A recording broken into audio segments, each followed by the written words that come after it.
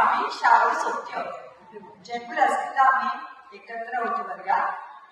आणि निलेश ओकची ओळख करून देणं हे माझ्यासाठी एक खूप छान गोष्ट आहे.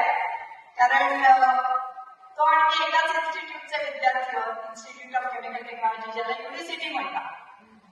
आणि ही क्रेज की आज का ठेवली तर त्यामुळे शिष्यात इच्छेत पराजय जसं म्हणतात तसं भाषण ठोकायचं तर शिक्षकांना सवयच असते. पण जेव्हा आपले विद्यार्थी आपल्यावर उत्कृष्ट अधिक उत्कृष्ट व्यक्त होतात, अधिक जास्त चांगलं काम करतात आणि त्यांची आपल्याला ओळख करून त्याची जेव्हा वेळ मिळते, वेळ येते, तेव्हा प्रत्येक गुरुला किंवा शिक्षकाला अभिमान वाटतो.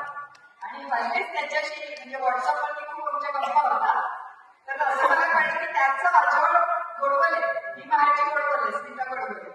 आणि त्याची आई कशी होती, त्यांनी लगेचच मला ट्विट करून टाकलं की गोडवले टीचर कशा असतात. आणि मला वाटलं मी पण तशीच आहे. तर त्या आणि माझ्या मुलाचं नाव निलेश आहे. म्हणजे तितक्या कॉमन गोष्टी आहेत की it is exciting like home coming. So जास्ती वेळ न घेता मी फॉर्मली त्याची ओळख करून देते. एक लेखक, मूलभूत संशोधनात रमणारे संशोधक, टेडेक्स मधले वक्ता, युनिव्हर्सिटी अल्युमनाय असोसिएशनचं जे डिस्टिंग्विश अल्युमनाय अवॉर्ड आहे, हे अवॉर्ड, ते सुद्धा त्यांना मिळालेलं आहे. आणि कीनोट ऍड्रेस म्हणजे एक कुठच्याही ठिकाणी सुरुवातीला लोकांवरती एक इम्पॅक्ट होण्यासाठी एक जे कीनोटचे जे भाषण असतात ते त्यांचं वैशिष्ट्य आहे. आणखी आपल्याला कळलंच आहे की कशी त्यांची डायरेक्ट इम्पॅक्ट आहे, कारण लोक उत्सुक आहेत त्यांना निमंत्रण देण्यासाठी. त्यांचं फॉर्मल शिक्षण बॅचलर्स आणि मास्टर्स हे केमिकल इंजिनिअरिंग म्हणजे रासायनिक अभियंत्रामध्ये ज्याची युनिव्हर्सिटीचे मी तुम्हाला सांगितलं. एक्झिक्युटिव्ह MBA सुद्धा त्यांनी केलेलं आहे. 3 क्रांतिकारी पुस्तकं त्यांची आहेत. म्हणजे अर्थात फॉर्मली त्यांनी केमिकल इंजिनिअरिंग म्हणून करिअर अमेरिकेत केलेलीच आहे, पण जे त्यांना आवड होती म्हणाली त्यांच्या वैयक्तिक ह्याच्यात त्यांनी लिहिलेलं आहे की प. विष्णू पद्माकर विष्णू वर्कर यांचं नाव घेतलेलं आहे. आणि मला आठवत आहे त्या सरांचं भाषण ऐकायची मला 80s मध्ये संधी मिळाली.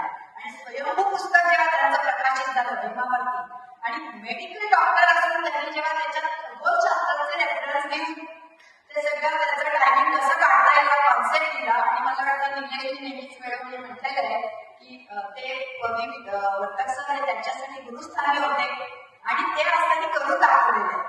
म्हणजे आता आपल्याकडे असे सॉफ्टवेअर्स आहेत की ज्याच्या सहाय्याने आपण ते ऍक्युरेटली करतो. म्हणजे काहीतरी गट फिलिंग म्हणून सांगत नाहीये. It is a pure science, establish science, not mythology. आणि त्यामुळे असं जे त्यांनी काम केलं आणि त्याच्यावरची त्यांची पुस्तकं प्रकाशित आहेत. When did Mahabharata war happen, म्हणजे युद्धाचं आता या कॅलेंडर, इंग्रजी कॅलेंडर प्रमाणे ऍक्युरेट दिवस ह्या लेवलचं प्रिसिजनचं त्यांचं काम आहे. दुसरं आहे तर हिस्टॉरिक ड्रामा. तिसरं आहे भीष्म निर्वाण. नेमकं भीष्माने कधी निर्वाण केलं याची सुद्धा त्यांनी तारीख काढलेली आहे. आणि याची अनेक भाषात भाषांतर होत आहेत, जगभर प्रवास आहे. आणि आता युट्यूबमुळे आपल्या घरात सगळं ज्ञान आलेलं आहे आणि त्यामुळे आपण सगळ्यांनी एस्पेशली पोस्ट पॅन्डेमिक आपण सगळेच ज्ञानी होऊन गेलेले आहे. पण भारतातली लोक, त्यातली पण महाराष्ट्रातली लोक आणि त्यातली महात्मा सोसायटीत राहणारी लोक ही नक्कीच या विषयात अधिक रस घेणारी आहे. म्हणजे आपल्या इतिहासाची आपल्याला डेफिनेटली अभिमान आहे. पण मधल्या काळात पारतंत्र्य असल्यामुळे आपली तोंड बंद करण्यात आली होती.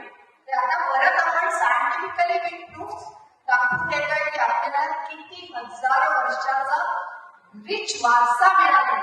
आणि असं हे कार्य निलेश करत आहे याबद्दल माझं मनापासून त्यांचं अभिनंदन करायचंय, शुभेच्छा द्यायच्या आहेत. आणि आता जास्त वेळ त्यांच्या आणि तुमच्यामध्ये मी येत नाही. अशा या निलेश लोकांना ऐकण्यासाठी आपण सगळे उत्सुक आहोत. धन्यवाद.